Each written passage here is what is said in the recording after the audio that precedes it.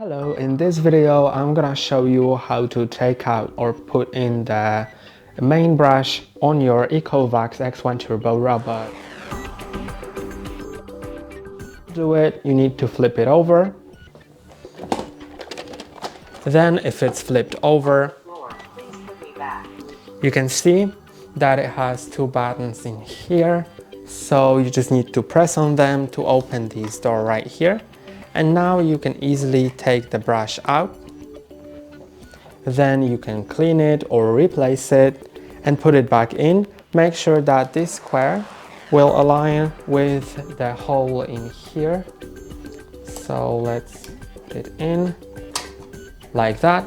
Then we can close these door pretty easily. Just pop them right on, but there are these notches in here, so they need to align with the holes.